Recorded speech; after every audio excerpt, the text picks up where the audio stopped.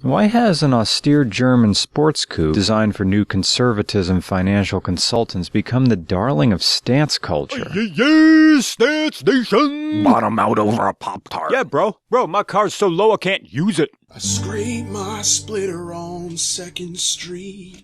It makes all the ladies want my uncut meat. Right. For those who don't know, stancing is like low riding, except not really. Lowriders use air shocks to drop the car down to the pavement, but stancing is lowering the car just a little bit and then fitting large wheels and thin tires to make the wheel completely fill the wheel well. The idea, as I see it, is to make the car look more like it did in the concept drawings. You know, the concept drawings, when the promise was high that a vehicle could overcome the monolithic and illustrious past of its brand and become something that was more than the sum of its parts. But stancing places more importance on how the car looks when parked rather than how it drives or handles. Stancing is for drivers trapped in an abusive relationship of their own lives. It's for people who spent their youth pointing out typographical errors in comic books in the hopes of winning a Marvel No Prize. Here's something interesting. The E36 was one of the first cars BMW designed mainly with computer assistance. And it's got an engine that says everything is broken all the time. Nothing's working. You did it wrong. No, no, no. Which is fitting because stancing a car is a lot like rebooting your PC to an earlier restore point before it was clogged up with registry errors. It's a method of cosmic regeneration for people who feel like the universe is punishing them for liking things. The M3 features a higher level of performance over the standard 3 Series model, you know, an engine and more. But the thing is, people are going to get upset about this M3 because, Oh, this is a North American M3. It's not a real M3. The engine's wrong. The engine's wrong. The engine's wrong. The engine's wrong. The E36 M3 debuted in February of 1992 and was puffing out its chests in dealers' showrooms by that November. The BMW spokespersons were trumpeting the state-of-the-art specifications of the E36 like a megachurch preacher rambling to a congregation of J-bros and high school football coaches with turtling erections. It was a car representative of the new self-congratulatory era in which kids receive participation trophies for just showing up. And a kid could lead with his head and still count on being treated to Gumby's Pizza after the game. The E36 was the first M3 powered by a straight-six engine, 182 cubic inch if you want, S50, which produces 282 horsepower. The chassis led to this being named one of Car and Driver's best handling cars of the 90s, which is kind of like being declared the mayor of Whoville. You can be heralded as the leader, but no one will really believe you are, nor are they necessarily going to treat you like one. You're just a fashionable, fun little distraction. Like funnel cake seasons, or Mondays at TGI Fridays with your American Lit professor. You know, that 60-something rabble-rouser whose favorite cocktail is a tequila mockingbird. Don't get me wrong, driving this is as smooth and searing and as sensuous as frying with an N64 controller. But it's a completely ephemeral experience. It vanishes like breath on a window. And you can try as hard as you want to write your name in that fading breath by stancing your car, but you're not actually imprinting any real sense of personhood on that vehicle. The E36 was available either with a 5-speed manual or an automatic, although I'm not really sure what would be gained in going with the automatic when so much of the E36 appeal is the one-on-one experience between car and driver. You might as well just pay somebody else to bang your wife and eat all the chocolate out of the Neapolitan ice cream while you're at it. Floating rotors came standard on the Canadian and European variants, but were strangely absent from their American counterparts. In addition, the differential and rear axles on the North American imports were lighter-duty bills than their bulkier European cousins, so make of that what you will. And all late-model M3s received subframe reinforcements. But stancing undoes all of that. It's simply a license. Stancing is simply a license to whine about your car not taking corners like it used to. And you better have a lot of disposable income because stancing is horrible on tires. And you're going to have to buy new tires way more frequently than you're used to, or even comfortable doing, because PennDOT-induced rim damage is likely to plug up your Glory hole before you even get the shaft through the opening. So if your car gets driven with any kind of regularity, stancing is as bad an idea as trusting your barista like you trust your bartender. I mean, the guy who owns this car lamented to me that if I put 2 people in the back, my rear wheels are going to be rubbing inside the wheel well. I have to roll my fenders out to be able to do this correctly. And the steering rack is all weird because it's broken in some way. I mean, an E36 isn't supposed to require this much steering input just to turn it this far. Something's wrong here. And speaking of things going wrong, one thing about E36s is that the fog lights are going to fall out. No, they just fall out. So the guy who has this said, screw it. And he just put some old, like, dryer hose in here going up inside. It's like, okay, they're intakes now. Learning so much about this M3 taught me that there's a real hierarchy to German cars. I mean, that's one of the weird things that you get when you grow up in Pennsylvania.